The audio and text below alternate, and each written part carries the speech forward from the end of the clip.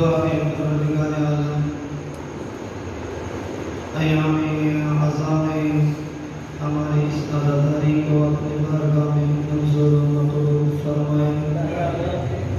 جو مومنین اس اعضاء کے انعقاد میں تعاون کر رہے ہیں سب کی توفیقات خیر میں اضافہ فرمائے، رزق حلال میں وسعت عطا فرمائے، اس علاقے اور بستی پر اپنا لطف و کرم نازل فرمائے۔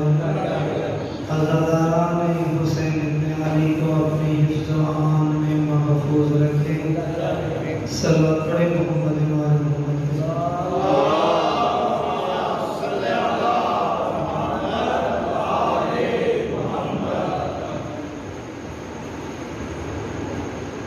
عشرہ اول محرم الحرام کا اختتام ہو رہا ہے۔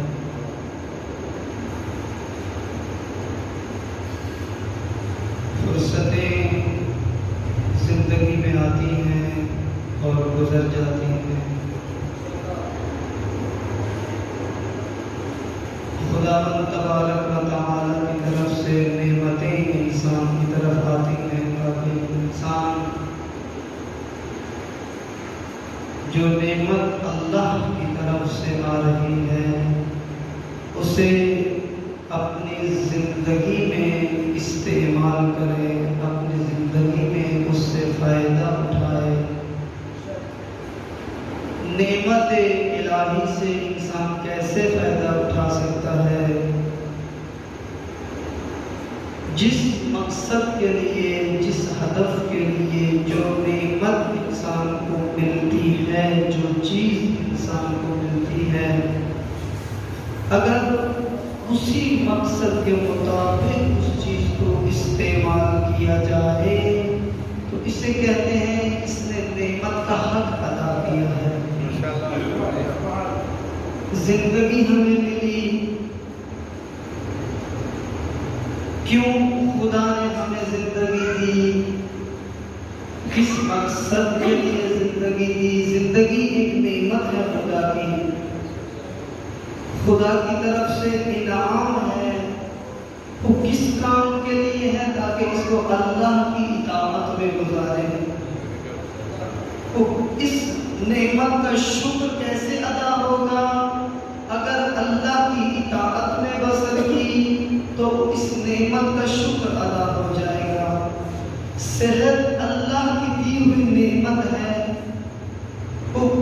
وہ اس نعمت کی قدر جانتا ہے۔ جو بیمار ہو جائے اسے پتا ہے کہ صحت کی قدر کتنی ہے، صحت کی قیمت کتنی ہے۔ اگر اندازہ نہ ہو، معمولی سا دانت میں درد شروع ہو جائے، ایک لمحے کے لیے بھی انسان سکون نہیں کر سکتا، ایک لمحے کے لیے بھی آنکھ بند نہیں کر سکتا۔ پھر پتہ چلتا ہے کہ صحت کتنی بڑی نعمت ہے کہ جو اللہ نے مجھے عطا کی ہے۔ کیوں یہ صحت عطا کی؟ تاکہ اے انسان، صحت تیری زندگی میں اس لیے رکھی ہے تاکہ اس زندگی کی قدر کرتے ہوئے اللہ کی اطاعت میں اسے بسر کر، اللہ کی اطاعت میں اسے بسر کر۔ رزق نعمت ہے خدا کی کہ جو خدا نے مجھے عطا کیا ہے۔ یہ مال و دولت نعمت ہے خدا کی کہ جو خدا نے مجھے عطا کیے ہیں۔ لیکن دیکھیے گا یہاں دو لفظ ہیں جو استعمال ہوئے ہیں، ایک ہے نعمت، ایک ہے نقمت۔ دو لفظ ہیں، نعمت اور نقمت۔ کبھی کوئی چیز نعمت ہوتی ہے، کبھی کوئی چیز نقمت بن جاتی ہے۔ کیسے؟ خدا کی طرف سے ایک ہی چیز آئی ہے، اب یہ میرا اختیار ہے کہ اس کو میں نعمت بنا کے رکھتا ہوں یا نقمت میں تبدیل کر دیتا ہوں۔ خدا نے جس مقصد کے لیے مجھے جو چیز دی ہے، مثلا رزق خدا نے مجھے دیا، رزق کس کام کے لیے دیا؟ اے انسان، یہ رزق تیری طرف آیا ہے اللہ کی طرف سے تاکہ اس کے ذریعے سے اپنے جسم کو کو زندہ رکھ سکے، یہ تیرا جسم زندگی میں باقی رہ سکے، اس جسم کے ذریعے سے شب و روز گزار سکے۔ لہذا یہ رزق خود ہدف نہیں ہے، یہ جسم خود مقصد نہیں ہے انسان کا کہ تو پوری زندگی اس جسم کی پرورش کرتا رہے، اس جسم کی فکر میں زندگی گزار دے، اس جسم کو بنانے میں زندگی گزار دے، اس کو سنوارنے میں زندگی گزار دے۔ نہ مرد کو جسم اس لیے دیا کہ اس کی خدمت کرتا رہے، نہ خاتون کو جسم اس لیے دیا کہ تو اس کی خدمت میں پوری زندگی گزار دے۔ آج آپ دیکھیں مرد کے لیے بھی جسم ہدف بن گیا ہے، خاتون کے لیے بھی جسم ہدف بن گیا ہے۔ نہ مرد کو جسم اس لیے دیا تھا کہ تو ہر وقت کسی کی دکان پہ بیٹھ اور خرچ کرتا رہے اپنے چہرے کو بنانے میں، اپنے بالوں کو بنانے میں، اپنے جسم کو بنانے میں، اپنے جسم پر نقش و نگار کرتا رہے اور پھر کپڑے اتار کے بازاروں میں چکر لگانا شروع کر دے۔ نہ خاتون کو یہ کہا ہے کہ تو ہر روز بیوٹی پارلر میں جا اور ہزاروں کا خرچہ کر اور پھر اپنا عجیب چہرہ بنا کے بازاروں کی زینت بن، محفلوں کی زینت بن، نہ محرموں کی زینت بن۔ نہ خاتون کا جسم اس لیے بنا ہے، نہ مرد کا جسم اس لیے بنا ہے۔ اگر خاتون کو خوبصورتی عطا کی ہے تو اس لیے نہیں کہ تو فساد و فحشا کا باعث بن جائے، تو معاشرے کو تباہ کرنے کا ذریعہ بن جائے، تو جوانوں کو تباہ کرنے کا ذریعہ بن جائے، تو بازاروں کی زینت بنی رہے، اپنی تصویریں بازاروں اور دکانوں پہ لگا دینا۔ بلکہ خاتون کو حسن اس لیے دیا ہے تاکہ اپنے شوہر کے لیے آرام کا ذریعہ بن، اپنے گھر میں آرام کا ذریعہ بن، اپنے شوہر کے سکون کا ذریعہ بن۔ یہ حسن تجھے میں دے رہا ہوں تاکہ یہ حسن اپنے شوہر کے سامنے ظاہر کر، اور جب شوہر کے سامنے اپنا حسن ظاہر کرے گی، شوہر میں گھر کو سکون ملے گا، گھر کے اندر آرام ملے گا۔ یہ گھر جب شوہر کو اس گھر میں سکون مل رہا ہے، بیوی کو شوہر کے ذریعے سے سکون، شوہر کو بیوی کے ذریعے سے سکون، اور جب یہ دونوں گھر کے اندر آرام کی زندگی گزاریں گے، ان دونوں کے ذریعے سے جو اولاد وجود میں آئے گی، جو نسل وجود میں آئے گی، جو خاندان وجود میں آئے گا، جیسے ماں باپ پاک تھے یہ اولاد بھی پاک ہوگی، جیسے ماں باپ پاک ہیں اولاد بھی پاک ہوگی۔ یہ خوبصورتی نعمت ہے خدا کی، لیکن یہ خوبصورتی اس لیے نہیں دی۔ اے جوان، یہ جوانی نعمت ہے خدا کی، لیکن یہ جوانی اس لیے نہیں مجھے ملی کہ میں گناہ میں اس جوانی کو گزار دوں، میں تباہی میں اس جوانی کو گزار دوں، میں فساد میں اس جوانی کو گزار دوں، میں جہالت میں اس جوانی کو گزار دوں، میں بازاروں اور گلیوں اور کوچوں میں اور دوستیوں میں اور محفلوں میں اس زندگی کو گزار دوں۔ نہ، یہ جوانی اللہ کی نعمت ہے۔ قیامت کے دن چند چیزیں جن کے بارے میں انسان سے سوال کیا جائے گا، ان میں سے ایک جوانی ہے کہ اے انسان، تو نے اپنی جوانی کو کہاں گزار دیا، اپنی جوانی کو کہاں بسر کیا، اپنی جوانی کو کیسے بسر کیا، کن محفلوں میں اس جوانی کو گزارا۔ یہ جوانی تجھے عطا کی تھی کیوں؟ اس لیے کہ یہ جوانی تمہاری پوری زندگی کی بنیاد ہے۔ اگر عبادت کرنا چاہتے ہو تو وہ بھی جوانی میں ہی عبادت کر سکتے ہو، اگر اللہ کے عبد بننا چاہتے ہو تو وہ بھی جوانی میں ہی بن سکتے ہو، اگر اللہ کے قریبی ترین انسان اور اس کے محبوب انسان بننا چاہتے ہو تو یہ بھی جوانی ہی ایسی فرصت ہے کہ جس میں تم یہ تمام معنوی مراحل طے کر سکتے ہو۔ اس لیے آپ دیکھیں، آپ جو شہید ہوئے ہیں اسلام کے راستے میں، ان شہداء کی ایک مرتبہ فرق گردانی کریں، ان کے ناموں پہ نگاہ کریں، ان کی زندگی زندگی پہ دیکھا کریں، اکثر جو شہید ہوئے ہیں اسلام کے راستے میں وہ جوان تھے۔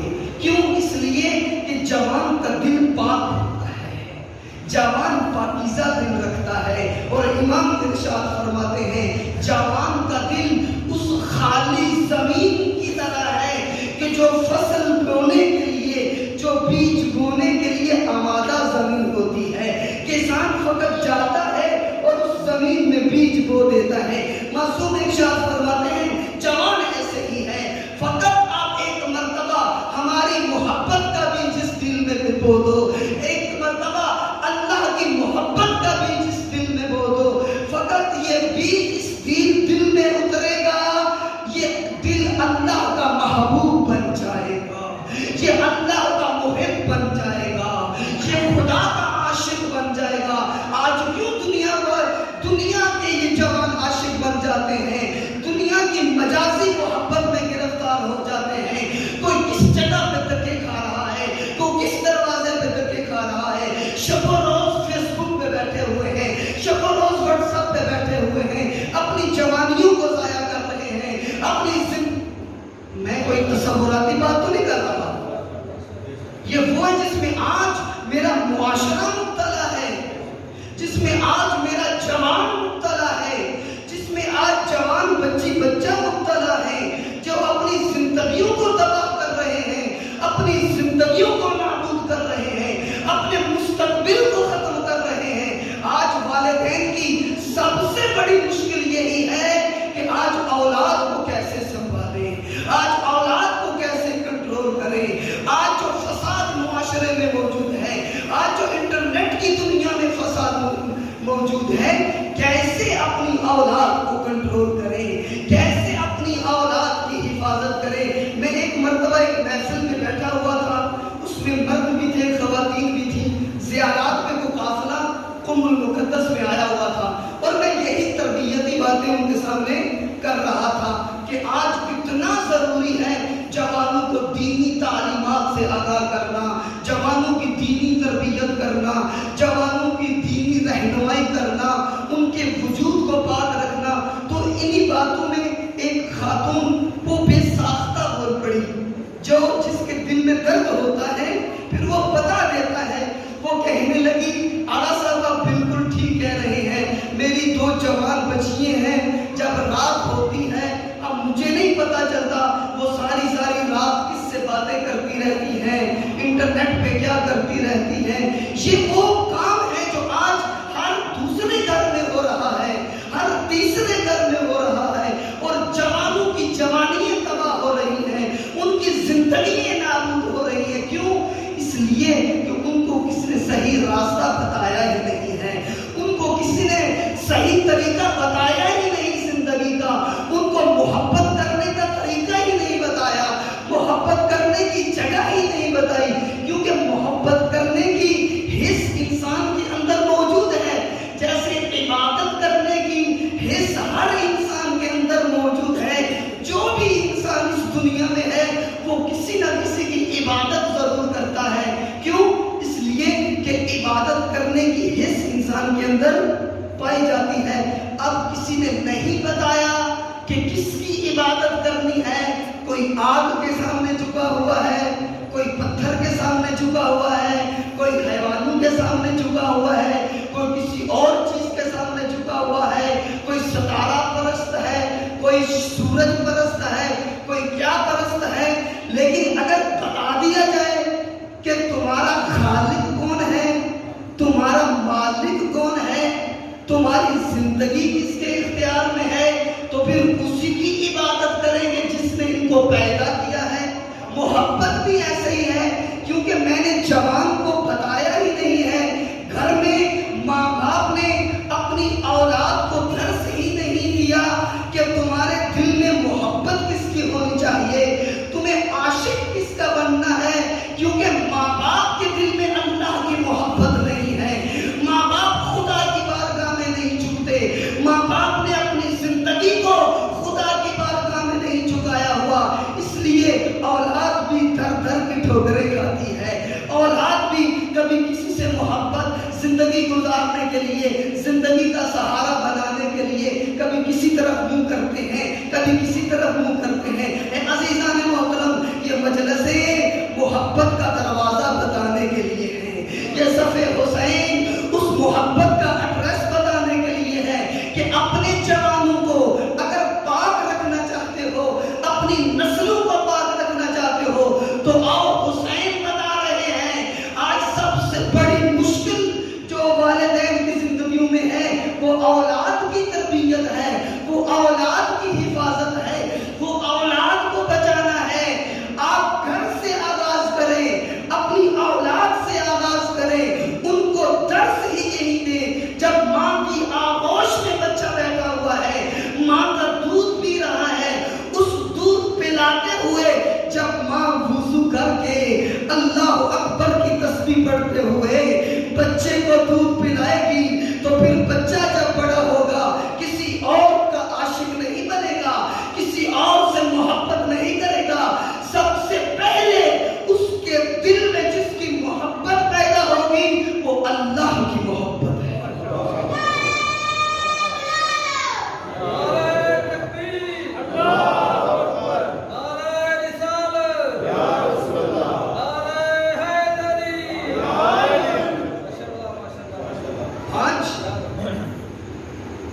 ایک بہت اہم یہ موضوع ہے اولاد کی تربیت، جوانوں کی تربیت۔ آج معاشرے کی کیسے حفاظت کی جائے، آج جوانوں کو کیسے بچایا جائے۔ یہ جوان معمولی جوان نہیں ہے، یہ نسل حسینی ہے، جن کے دلوں میں محبت حسین ہے، جو عزادار حسین ہیں، یہ نسل حسینی ہے۔ اس مجلس کی سب سے پہلی ذمہ داری یہ ہے کہ اس نسل کی حفاظت کرے۔ اس منبر کی سب سے پہلی ذمہ داری یہ ہے کہ جوان نسل کی حفاظت کرے، جوان نسل کو زندگی گزارنے کا طریقہ بتائے، ان کو بتائے کہ تم جس امام سے محبت کرتے ہو وہ امام پاک تھے، جس علی اکبر کے غم میں روتے ہو وہ علی اکبر پاکیزہ جوان تھے، جس قاسم کی عزا میں بیٹھتے ہو وہ قاسم پاکیزہ جوان تھے۔ اب میں جوان جو ان جوانوں کے غم میں بیٹھا ہوں، مجھے یہ درس بتانا چاہیے کہ تم نے اپنی زندگی کیسے پاکیزہ کرنی ہے۔ جوان کا فقط یہ کام نہیں آئے اور آ کے ماتم کر کے نوحہ پڑھ کے اپنے گھر میں چلا جائے اور زندگی جس کی مرضی کے مطابق گزارتا رہے، یہ عزاداری حسین ابن علی نہیں ہے، یہ عزائے حسین ابن علی نہیں ہے، یہ مجلس حسین ابن علی نہیں ہے۔ مجلس حسین نسلوں کو بنانے کے لیے ہے، مجلس حسین نسلوں کی تربیت کرنے کے لیے ہے۔ محبت پیدا کرنا ایک ہدف ہے اس مجلس کا، دلوں میں محبت اہل بیت پیدا کرنا ایک ہدف ہے اس مجلس کا۔ یہ مجلس محبت کے لیے نہیں ہے، محبت وسیلہ ہے ایک منزل تک پہنچنے کے لیے۔ محبت اہل بیت وسیلہ ہے تاکہ میں اپنے آپ کو اہل بیت کے قریب کروں، ان پاکیزہ ہستیوں کے اپنے آپ کو قریب کروں، ان طیب و طاہر ہستیوں کو اپنے آپ کے قریب لے کے آؤں، خود کو ان کے قریب لے کے جاؤں، تاکہ جو ان کے فضائل اور کمالات ہیں وہ میرے معاشرے میں جوان کے وجود کے اندر اتر جائیں۔ یہ پھر پاکیزہ ہوگا، یہ پھر نسل پاکیزہ ہوگی، یہ نسل پھر وارث حسین بنے گی۔ ان مجلسوں کی ذمہ داری وارث حسین پیدا کرنا ہے۔ وارث کربلا پیدا کرنا ہے، وارث کردار زینبی پیدا کرنا ہے۔ وارث کربلا فقط وہ نہیں جو ہر سال مجلس کروا لے، ہر سال نیاز بنا لے، ہر سال عزاداری کا اہتمام کر لے اور پھر پورا سال جیسے مرضی زندگی گزارتا رہے، اس کا حسین ابن علی کے ساتھ تعلق ہی کیوں نہ ہو، اس کا کربلا کے ساتھ کوئی رابطہ ہی نہ ہو۔ یہ وارث کربلا نہیں ہے، یہ وارث حسین ابن علی نہیں ہے، بلکہ وارث حسین کون ہے، وارث کربلا کون ہے، وارث تحریک زینبی کون ہے، کہ جو مجلس حسین میں آتا ہے اور درس حسین لیتا ہے، راہ حسین کو سمجھتا ہے اور پھر پورا سال آئندہ محرم تک اپنی زندگی کا ایک ایک لمحہ راہ حسین پہ گزار دیتا ہے۔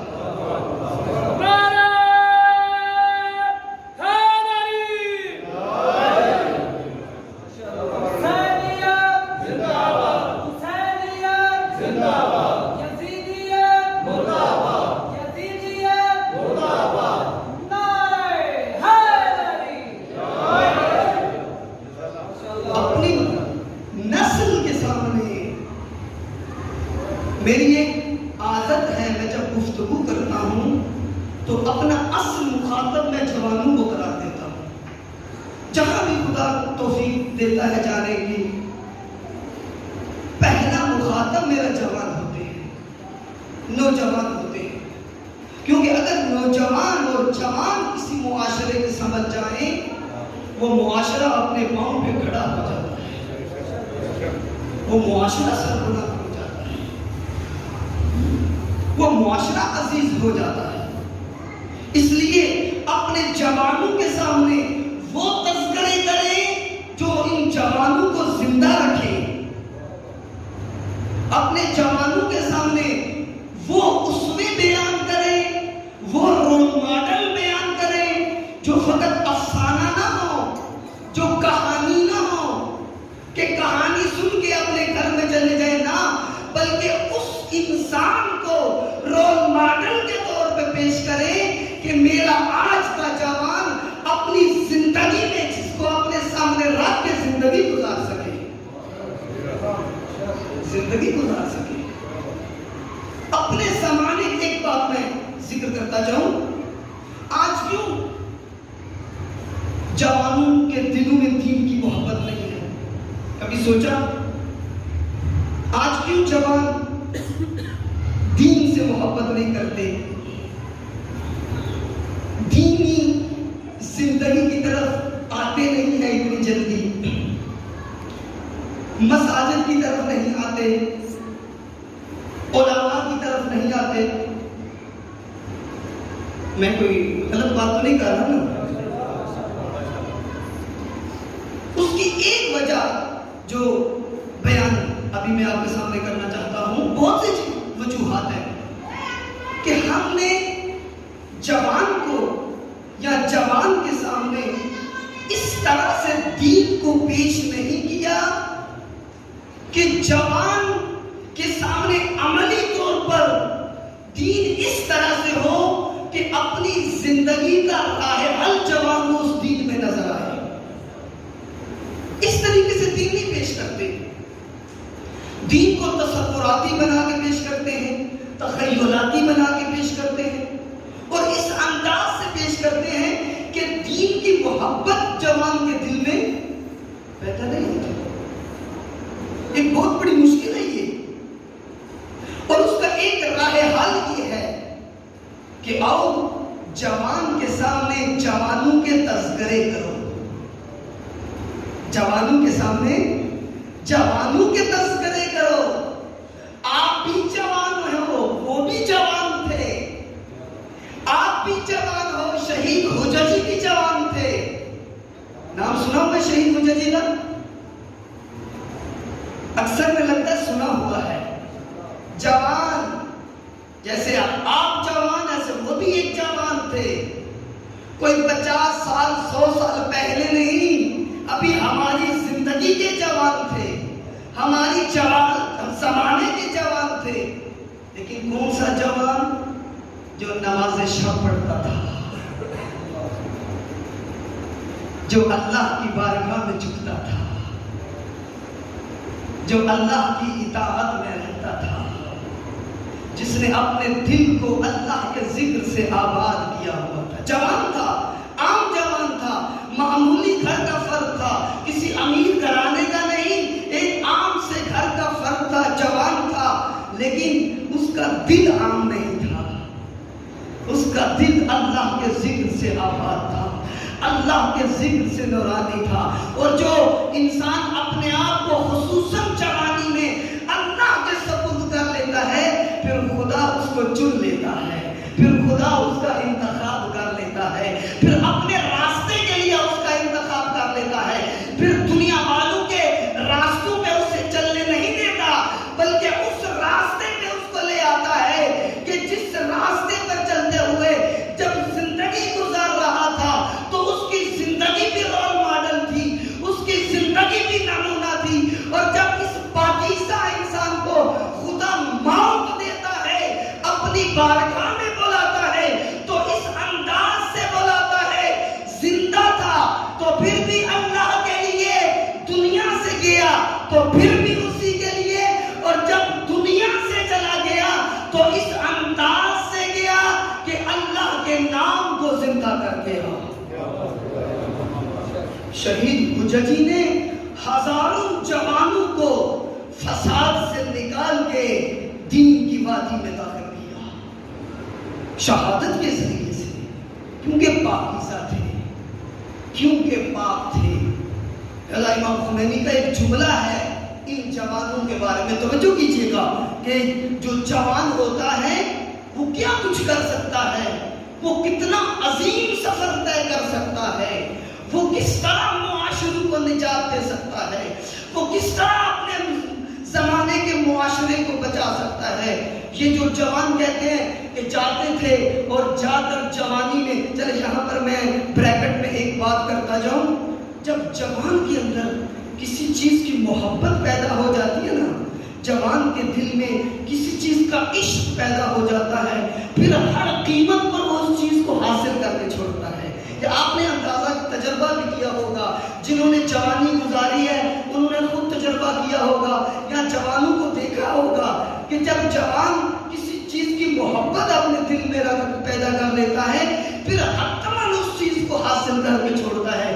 جب جنگ ہو رہی تھی ایران کی اور صدام کی، اور صدام کے پیچھے تمام دنیا کی شیطانی طاقتیں تھیں، اور اس طرف انقلاب اسلامی تھا جو تازہ وجود میں آیا.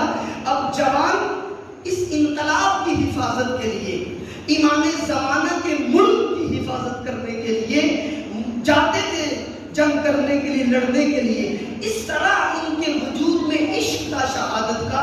عاشق تھے اس طریقے سے شہادت کے، کہتے ہیں کہ جب انتخاب کرنا ہوتا تھا تو انہوں نے ایک معیار رکھا ہوا تھا کہ اتنا قد جس کا ہوگا وہ جا سکتا ہے. اب اس طرح ان جوانوں کے دلوں میں محبت تھی شہادت کی، اور یہ شہادت کی محبت کیسے ان کے دلوں میں آئی؟ کسی اور جگہ سے نہیں، یہی کربلا کے تذکرے سے، حضرت قاسم کے تذکرے سے، حضرت علی اکبر کے تذکرے سے، اور محمد کی شہادت کے تذکرے سے. یہ شہادتیں سنتے تھے، شہادت کا جذبہ پیدا ہوتا تھا کہ ہم بھی شہید ہونا چاہتے ہیں، ہم بھی جام شہادت نوش کرنا چاہتے ہیں، ہم بھی راہ قاسم پہ چلنا چاہتے ہیں، ہم بھی راہ علی اکبر پہ چلنا چاہتے ہیں. تو علماء کہتے ہیں کہ جب ایک معیار رکھا ہوا تھا کہ اس معیار کے مطابق جس کا سن ہوگا یا جس کا قد ہوگا وہ جا سکتا ہے. اب بعض تھے جن کا سن تھوڑا تھا، قد چھوٹا تھا، تاکہ ہمارا قد پورا ہو جائے اور ہم جام شہادت نوش کر سکیں. اپنے پاؤں کے نیچے اینٹیں رکھتے تھے تاکہ اپنے قد کو بلند کریں اور اپنے آپ کو اس قابل بنا سکیں کہ جام شہادت نوش کیا جا سکے، تاکہ اہل بیت کی مملکت کو بچائیں، امام زمانہ کے ملک کو بچائیں. اور آپ دیکھیں چند ہزار جوانوں نے جام شہادت نوش کیا اور امام زمانہ کے ملک کو بچا لیا، امام زمانہ کی مملکت کو بچا لیا. اور اگر ابھی نزدیک کی بات کریں تو جب داعش عراق پر حملہ کر رہی تھی، مقدسات دین کو مسمار کرنا چاہتے تھے، پھر بھی جوان ہی میدان میں اترے۔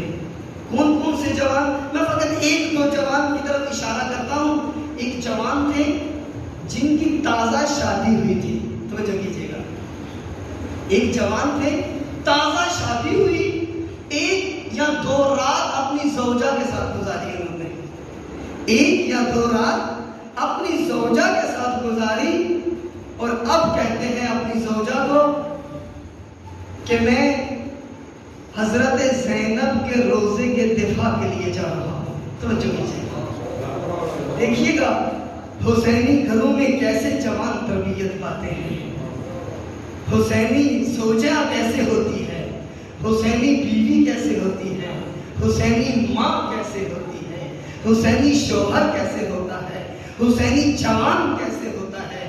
اپنی زوجہ کو کہتا ہے کہ میں حضرت زینب کے حرم کے دفاع کے لیے جا رہا ہوں۔ زوجہ نے کہا، ظاہر زوجہ تھی، ابھی تازہ شادی ہوئی تھی، یہ تو پوری زندگی کی آرزو ہوتی ہے جب شادی ہو ہم اکٹھے زندگی گزاریں۔ ایک زندگی کا نایاب موقع ہوتا ہے کہ جو انسان کی زندگی میں ایک مرتبہ ہی آتا ہے۔ زوجہ نے تھوڑا سا روکنے کی کوشش کی، اس جوان نے ایک جملہ اپنی زوجہ کو کہا، یہ زوجہ خود کہتی ہے، جب میں نے شوہر کی زبان سے جملہ سنا ایک مرتبہ میں کانپ گئی۔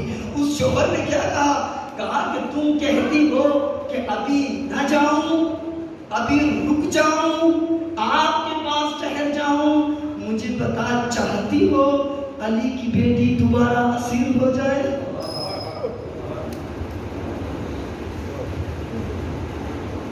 کہاں یہ جوان پلے ہیں؟ کس جگہ پر ان جوانوں کی تربیت ہوئی ہے؟ کس آغوش میں یہ جوان پلے ہیں؟ ایک اور جوان کے واقعہ کی طرف اشارہ کرتا ہوں۔ چھوٹا سا بیٹا ہے، پہلا بیٹا بچہ پیدا ہوا۔ جب کسی کا پہلا بچہ پیدا ہوتا ہے بہت خوشی ہوتی ہے۔ پہلی شادی کے بعد پہلی خوشی کسی گھر میں، ادھر سے بچے کی پیدائش کا وقت ہے، ادھر سے حضرت زینب کے روزے کے دفاع کے لیے تیاری جوان شروع کرتا ہے۔ توجہ کیجیے گا، گھر والے منع کرتے ہیں، 1 رات کے لیے ہی رک جاؤ، 1 شب کے لیے ہی رک جاؤ، بچے کا چہرہ دیکھ لو، پھر چلے جانا۔ کہتا ہے بچے کا چہرہ میں پھر بھی دیکھ سکتا ہوں۔ آیا چاہتے ہو 1 شب کے لیے میری بیوی کے روزے میں ان نجس انسانوں کے قدم آ جائے؟ میں 1 شب کے لیے بھی گوارا نہیں کرتا کہ یہ نجس انسان میری بیوی کے روزے کے قریب آ جائے۔ وہ کہتے ہیں یہ جوان چاہتا ہے، چند دنوں کے بعد شہید ہو جاتا ہے اور اس کا جنازہ واپس آتا ہے، پھر وہ چھوٹا سا بچہ بابا کے جنازے میں بیٹھا ہوا ہے۔ کہاں پر یہ جوان تربیت پائے ہیں؟ انہی مجلسوں میں، اسی ذکر حسین میں، اسی عزاداری میں، اسی محبت حسین نے ایسی مائیں پیدا کی ہیں جو اپنے جوان بیٹوں کو اپنے ہاتھوں سے تیار کر کے بھیج رہی ہیں۔ یہ تو معمولی سا واقعہ ہے، کتنی ایسے مائیں ہیں جنہوں نے اپنے 3 بیٹے، اپنے 4 بیٹے، اپنے 5 بیٹے، ایک ماں ہے جس نے اپنے 6 بیٹے قربان کیے ہیں راہ اہل بیت میں۔ اور سب سے بڑھ کر آج ایک اور نمونہ آپ دیکھنا چاہتے ہیں تو نائجیریا کی زمین کا زندہ شہید دیکھ لیں، جناب زکزکی آج زندہ نمونہ ہے، جنہوں نے 1 2 نہیں اپنے 4 بیٹے اہل بیت کے راستے میں قربان کر دیے تاکہ راہ اہل بیت زندہ ہو جائے، راہ ولایت و امامت زندہ ہو جائے۔ ہم نے اپنے جوانوں کو زندہ کربلا بتائی نہیں، ہم نے آج کی کربلا بتائی نہیں، اس لیے آج کے حسین کا تعارف بھی نہیں ہو سکا۔ جب زندہ دین بتائیں گے، جب زندہ کربلا بتائیں گے، پھر جا کے آج کے زمانے کے حسین کو بھی تلاش کریں گے۔ اس لیے علامہ اقبال نے کہا تھا آج مسلمانوں کے درمیان ہر چیز موجود ہے، سب کچھ موجود ہے، جو چیز نظر نہیں آتی وہ زمانے کا حسین ہے۔ آج دنیا کو حسین کی ضرورت ہے، آج دنیا کو حسین ابن علی کی ضرورت ہے، جو آئے اور آگے آج کے زمانے کے جوانوں کو نجات دے، آج کی امت کو نجات دے، آج کی مظلوموں کو نجات دے۔ اے عزیزان محترم، آج کے زمانے کے حسین کو تلاش کرنا مشکل نہیں ہے، وہ زمان پردہ غیبت میں موجود ہیں کہ آج جن کی ہم امامت کو مانتے ہیں وہ زمانے کے حسین ہیں جو ہمارا انتظار کر رہے ہیں۔ ہم ان کے انتظار میں، وہ ہمارے انتظار میں ہے کہ کون سا ایسا جوان ہے جو اپنے آپ کو میرے راستے کے لیے آمادہ کر رہا ہے۔ حسینیت زندہ باد، حسینیت زندہ باد، یزیدیت مردہ باد، یزیدیت مردہ باد، محمد آل محمد بلند تر صلوات۔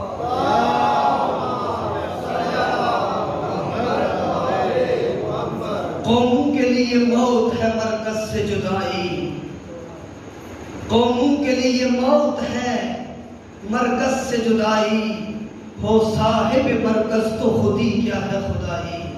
وہ قومیں زندہ رہتی ہیں جو اپنے مرکز سے پیوستہ رہے، ان قوموں کی بقا ہے جو اپنے مرکز سے مربوط رہتی ہیں۔ وہ قومیں کٹ جاتی ہیں، وہ قومیں مٹ جاتی ہیں، ان کا نام و نشان صفحہ ہستی میں نہیں رہتا جو اپنے زمانے کے رہبر کو تنہا چھوڑ دیتی ہیں۔ وہ قومیں مٹ جاتی ہیں، وہ قومیں رسوا ہو جاتی ہیں، وہ قومیں ذلیل ہو جاتی ہیں، بھیڑیے ان کو کھا جاتے ہیں، ان کو نوچ جاتے ہیں، ان کا کچھ بھی باقی نہیں رہتا، نہ شرف رہتا ہے، نہ کرامت رہتی ہے، نہ عزت رہتی ہے، نہ آبرو رہتی ہے، نہ ناموس رہتی ہے، نہ جوان بچتا ہے، نہ کوئی بزرگ بچتا ہے، نہ کوئی بچہ بچتا ہے، نہ اقتصاد بچتا ہے، ہر چیز نابود ہو جاتی ہے اس قوم کی جو اپنے زمانے کے رہبر کو بھول جائے، جو اپنے زمانے کے رہبر کو تنہا چھوڑ دے۔ اس قوم کو کوئی نجات نہیں دے سکتا۔ وہ آج امت اسلامیہ کی طرح در در کی ٹھوکریں کھاتے ہیں، دروازے دروازے پہ جا کے عزت کی بھیک مانگتے ہیں، ہمیں عزت مل جائے، ہمیں شرافت مل جائے، ہماری اقتصادی مشکل حل ہو جائے، ہماری سیاسی مشکل حل ہو جائے، ہمیں فلاں چیز مل جائے، ہمیں فلاں چیز مل جائے۔ یہ دنیا والے یہ آپ کو عزت نہیں دے سکتے۔ امت اسلامی پوری زندگی بھی، قیامت تک بھی اگر ان ذلیلوں کے دروازوں پہ جاتی رہے، کبھی بھی نجات کا راستہ نہیں تلاش کر سکتی۔ ہاں، اگر عزت چاہتے ہو تو الہی رہبر کے دامن میں آ جاؤ، الہی رہبر کے اقتداء میں آ جاؤ۔ اور آج خدا نے حسین زمان کے نمائندے کو بھیجا ہوا ہے، حسین زمان پردہ غیبت میں ہے، اور آج اس کا جانشین، آج اس کا نمائندہ علی خامنائی موجود ہے، جو وہی حسینی رہبری کر رہے ہیں، وہی حسینی قیادت کر رہے ہیں، اسی پرچم کربلا کو اٹھا کر آج ایک ایک دینی مقدس چیز کی حفاظت بھی کر رہے ہیں، اس امت کو بچا رہے ہیں، اس امت کی رہبری کر رہے ہیں۔ آپ نے اپنی آنکھوں سے تجربہ کر لیا، پوری شیطانی طاقتیں مل کے آ گئی تھی تاکہ اس کربلا کے راستے کو روکیں، تاکہ تشیع کے راستے کو روکیں، تاکہ امت اسلامی کو ذلیل کرے۔ کون میدان میں اترا؟ وہی علی خامنائی، وارث حسین زمان بن کر میدان عمل میں اتر کر پرچم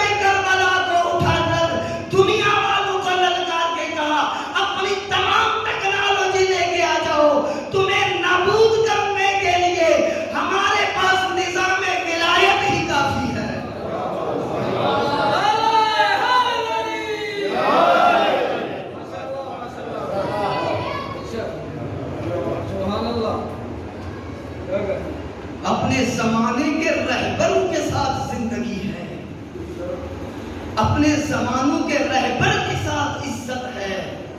آپ دیکھیں جن معاشروں نے آ کر آج کے وارث حسین کی رہبری کو قبول کیا، آج وہ عزیز ہو گئے۔ انہوں نے عراق میں کربلا کو بچا لیا، انہوں نے عراق میں نجف کو بچا لیا، انہوں نے سامرا و کاظمین کو بچا لیا، حضرت زینب کے حرم کو بچا لیا، انہوں نے لبنان کی سرزمین کو بچا لیا، انہوں نے یمن کی سرزمین کو بچا لیا، انہوں نے پوری عراق کی سرزمین کو بچا لیا، ایران کی سرزمین کو بچا لیا۔ کیوں؟ کیونکہ ان کے پاس وہ نظام آ گیا جسے نظام ولایت و امامت کہا جاتا ہے، جس کا غدیر کے میدان میں سید الانبیاء نے تعارف کروایا تھا، اور اس غدیر میں ولایت کو محافظ دین قرار دیا تھا۔ دین کا محافظ، اس امت کا محافظ آج وہی علی خامنہئی ہے۔ اسی غدیر کی ولایت کو اپنے کندھوں پہ اٹھائے ہوئے، اسی وراثت کو کندھوں پہ اٹھائے ہوئے یہ اعلان کر رہا ہے۔ اس وقت قرآن نے کہا تھا الیوم یئس الذین کفروا، جب اعلان ولایت ہوا تو کفار غدیر کے بعد مایوس ہو گئے تھے۔ آج خمینی بت شکن کے ذریعے سے جب نظام ولایت عملی ہو رہا ہے، آج پوری زمانے کی شیطانی طاقتیں مایوس نہیں ہوئی، بلکہ جتنی بھی شیطانی حربیں استعمال کر سکتے تھے، اس اللہ کے ولی نے ان کے ہر شیطانی حربے کو ناکام کر دیا۔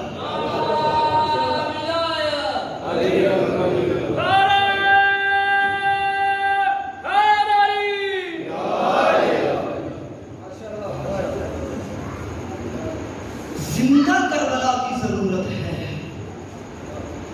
زندہ عزاداری کی ضرورت ہے، زندہ عزاداری ہے جو مجھے آج کے وارث حسین کا تعارف کروا سکتی ہے، زندہ کربلا ہے جس سے میں آج کے وارث کربلا کو سمجھ سکتا ہوں، جس سے میں سمجھ سکتا ہوں کہ آج کربلا کا پرچم کس کے ہاتھ میں ہے، آج وارث کربلا کون ہے۔ اگر معیار لینا چاہتے ہیں تو زندہ کربلا پڑھیں، زندہ کربلا سنیں، زندہ کربلا منائیں۔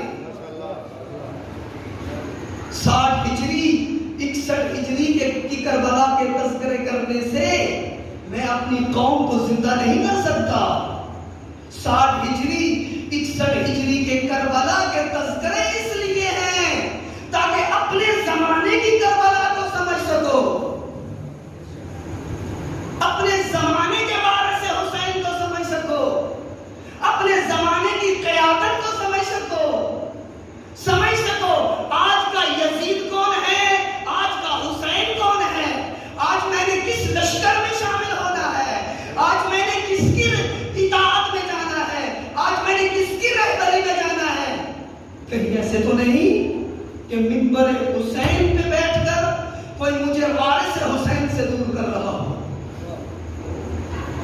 کہیں ایسے تو نہیں اسی منبر حسین کے ذریعے سے مجھے وارث حسین سے دور کیا جا رہا ہو، پرچم بردار حسین سے دور کیا جا رہا ہو۔ آج جو تشیع کی عزت بنے ہوئے ہیں، آج جو تشیع کا شرف بنے ہوئے ہیں، آج کون ہے تشیع کی عزت، آج کون ہے تشیع کی کرامت، آج کس نے تشیع کا دنیا میں سر بلند کیا ہے، آج کس نے ائمہ کی آرزو پوری کی ہے، آج کس نے انبیاء کی آرزو پوری کی ہے، آج کس نے تشیع کو حقیقی مقام عطا کیا ہے، آج کس نے تشیع کا سر پوری دنیا میں سب سے بلند کر دیا ہے، آج کس نے تشیع کے اندر اتنی طاقت پیدا کی ہے کہ آج دنیا کا شیطان اگر کسی سے ڈر رہا ہے تو وہ مکتب تشیع ہے۔ کبھی زمانہ تھا شیعہ چھپ کے زندگی گزارتا تھا، بزرگوں کو یاد ہوتا وہ زمانہ، ہاتھ کھول کے نماز نہیں پڑھ سکتے تھے۔ آج میں کر رہا ہوں؟ کس نے مجھے یہ جرأت دی؟ آج میں امامہ پہن کے ٹی وی پہ آ رہا ہوں. کس نے مجھے یہ عزت دی؟ کس نے مجھے یہ سر بلند کیا؟ وہ وہی ہے کہ جس کے خلاف اس منبر کو استعمال کیا جا رہا ہے. آج تشیع کو بیدار ہونے کی ضرورت ہے. آج تشیع کو زندہ ہونے کی ضرورت ہے. زندہ کربلا کے تذکرے کریں، زندہ کربلا منائیں، تاکہ مجھے پتہ چلے کہ آج میرے ساتھ ہو کیا رہا ہے، آج میرے وجود کے ساتھ کیا ہو رہا ہے. کوئی انسان بے ہوش ہو جائے، جا خدا نہ خواستہ اس دنیا سے چلا جائے، ڈاکٹر جو بھی اس کے جسم کے ساتھ کرتا رہے، اسے نہیں پتہ چلتا کہ میرے جسم کے ساتھ کیا ہو رہا ہے. پتہ چلتا ہے؟ نہیں پتہ چلتا. جہاں سے مرضی ڈاکٹر آتا ہے اس کے جسم کو چیرتا ہے، کاٹتا ہے، پھاڑتا ہے، جدا کرتا ہے، پیوند کر لگاتا ہے، اسے کچھ پتا، کیونکہ اس کا جسم سن ہو چکا ہے یا مر چکا ہے. وہ مردہ قومیں ہوتی ہیں جن کو پتہ نہیں چلتا آج ہمارے ساتھ کیا ہو رہا ہے.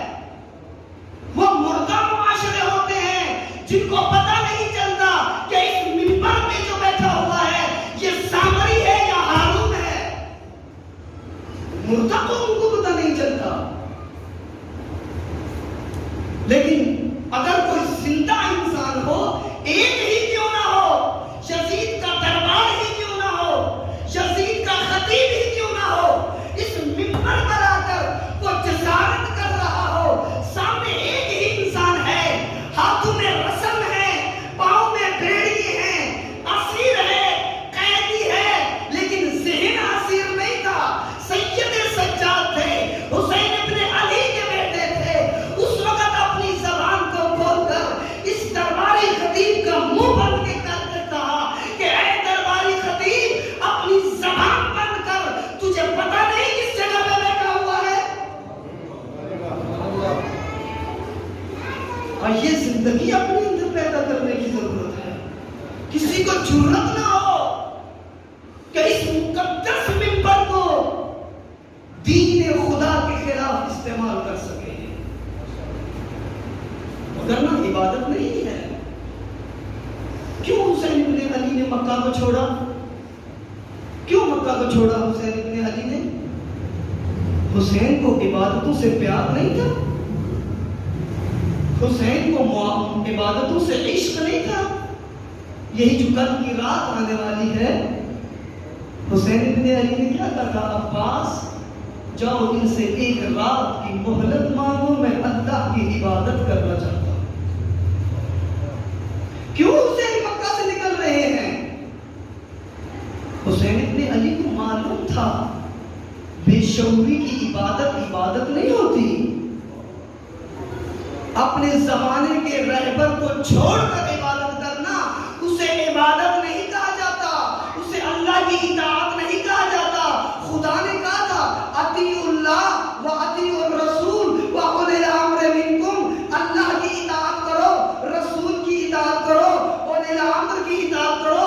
اللہ کی اطاعت اس وقت ہے جب رسول کی اطاعت ہوگی، رسول کی اطاعت اس وقت ہے جب اولی الامر کی اطاعت ہوگی. اب اگر کوئی اپنے زمانے کے امام کو چھوڑ کر اللہ کی عبادت کرتا رہے اور کہے کہ میں اللہ کی اطاعت کر رہا ہوں، تو قرآن اس کی عبادت اس کے منہ پہ مارے گا کہ اگر اللہ کی اطاعت چاہتے ہو تو تمہیں اولی الامر تک آنا ہوگا، اپنے زمانے کے امام تک آنا ہوگا، پھر اللہ کی اطاعت کر سکتے ہو. اور اگر وہ اپنے زمانے کا امام اپنی طرف سے کسی کو جانشین بنا کے بھیج دے، کسی کو اپنا نمائندہ بنا کے بھیجتے ہیں، تو پھر مجھے حق حاصل نہیں کہ میں یہ اعتراض کرنا شروع کر دوں یہ تو معصوم ہی نہیں ہے، یہ خطا کر سکتا ہے، یہ تو بھٹک سکتا ہے، یہ تو غلط بات کہہ سکتا ہے. مجھے زیادہ پتا ہے یا امیر المومنین کو زیادہ پتا ہے؟ مجھے زیادہ علم ہے یا امام صادق کو زیادہ علم ہے؟ آیا امام صادق کو پتا نہیں کہ میں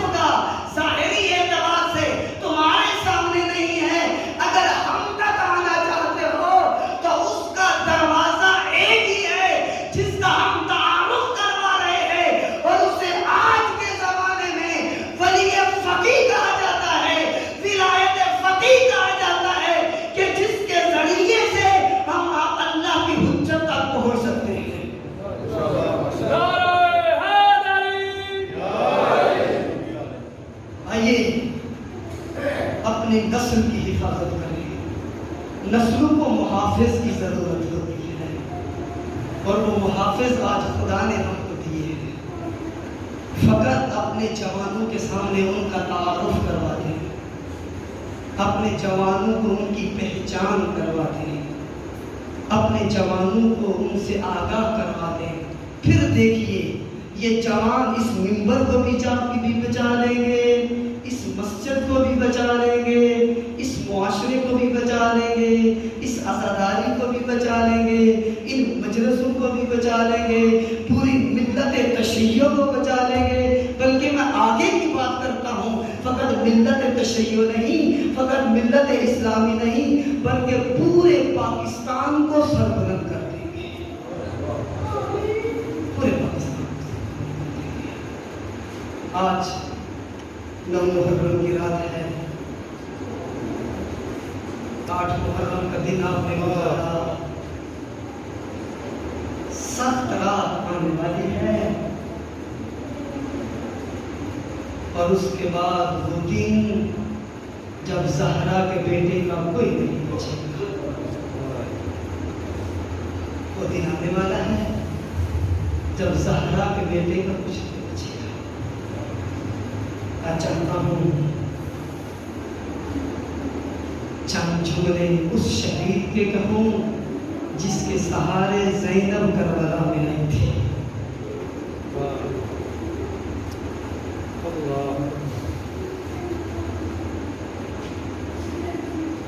کہا جا رہا ہے کہ حضرت عباس کی شہادت کل پڑھنی ہے, کل حضرت عباس کی شہادت آپ کو سنیں گے. کربلا کے میدان میں بہت سے شہید ہیں, بہت سے شہید ہیں کربلا کے میدان میں. ایک شہید حسن کے قاسم ہے, حسن کے قاسم, عجیب شہادت ہے. خدا نے حکم دیا ہے یتیموں سے پیار کرو, خدا نے حکم دیا ہے یتیموں کے سر پہ دست شفقت رکھو. جب حضرت مسلم شہید ہوئے نا, حسین ابن علی کو خبر ملی حضرت مسلم کی شہادت کی, ایک مرتبہ مسلم کی بیٹیوں کو قریب بلایا, یتیم کا ہاتھ مسلم کی بیٹیوں کے سر پہ رکھا. مسلم کی بیٹیوں نے ایک مرتبہ محسوس کیا آج سے پہلے تو چچا نے کبھی اتنی نماز نہیں کی, آج اس طرح کا پیار کیوں ہو رہا ہے. ایک مرتبہ کہتی ہے کہیں ہم یتیم تو نہیں ہو گئی کہ اس طرح یتیموں والے ہاتھ ہمارے سروں پہ رکھے جا رہے ہیں. خدا نے حکم دیے ہیں کہ یتیموں سے پیار کرو. انہیں یتیموں میں سے ایک حسن کے یتیم ہیں جو کربلا کے میدان میں موجود ہیں. شب عاشور حسین ہر شہید کو اس کی شہادت کی خبر سنا رہے ہیں, اسے خوشخبری سنا رہے ہیں. جو جوان بھی اپنی شہادت کی خبر سنتا ہے خوش ہو جاتا ہے, جو مجاہد اپنی شہادت کی خبر سنتا ہے خوش ہو جاتا ہے. جب حسین ابن علی جو افراد بھی خیمے میں تھے ان کو شہادت کی خبر سنا دی نا, اور سب اپنی جگہ پر مطمئن ہو گئے. حسین ابن علی خاموش ہو گئے.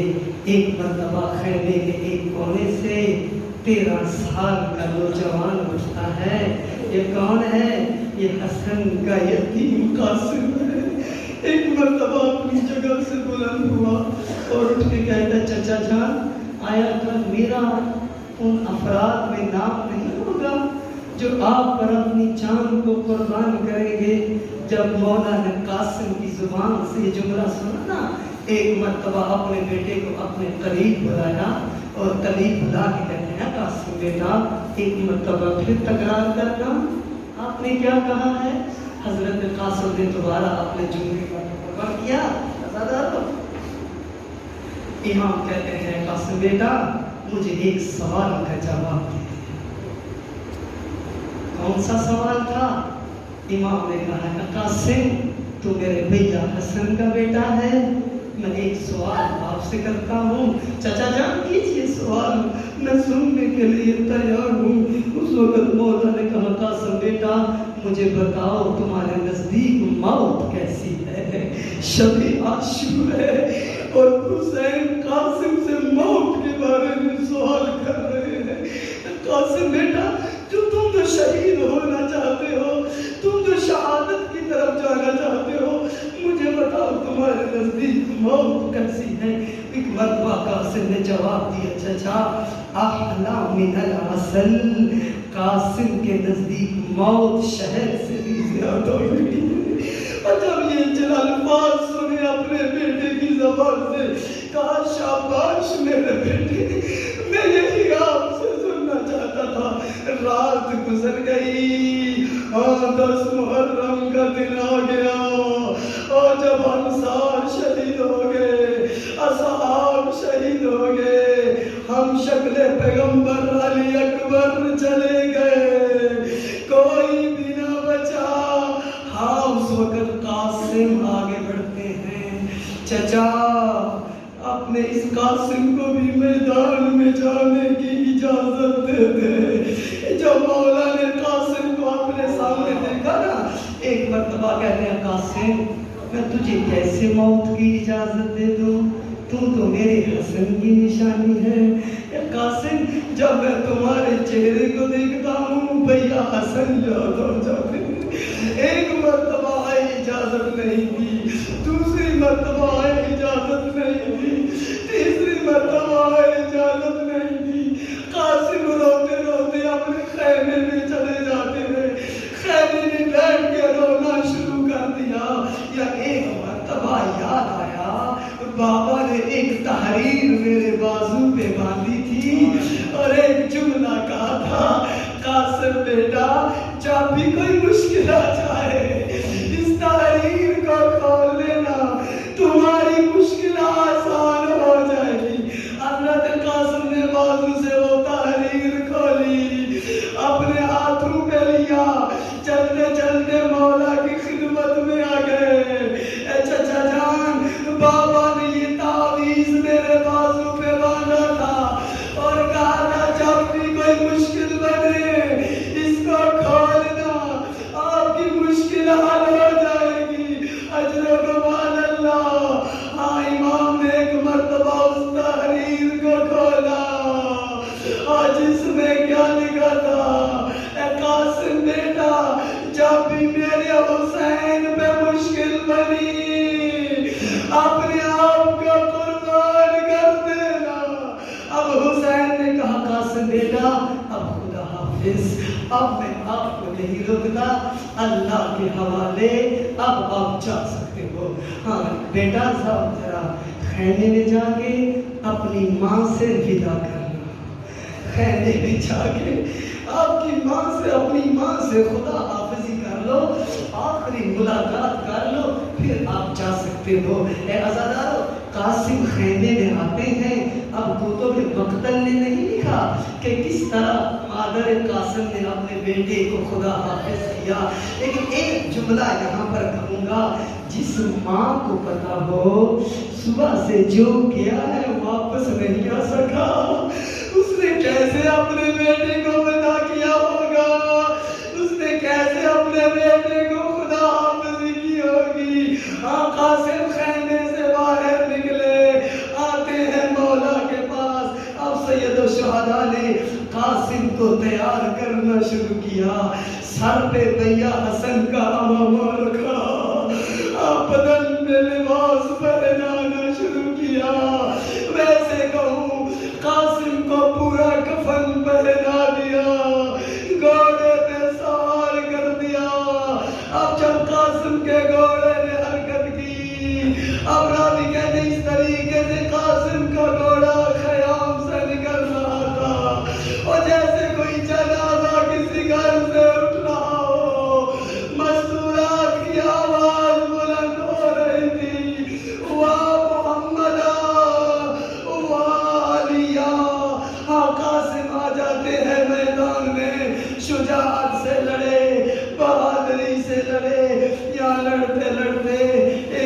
ظالم نے ایسا وار کیا زمین کربلا پہ اترتے صدا بلند کی چچا ہاں میرا آخری سلام حسین جلدی سے آئے بیٹے کے سر کو زانو میں رکھا ایک مرتبہ پیشانی کا بوسہ لیا انا للہ و انا الیہ راجعون قاسم کے لاشے کو اٹھا کے کہاں لائے جہاں علی اکبر سو رہے تھے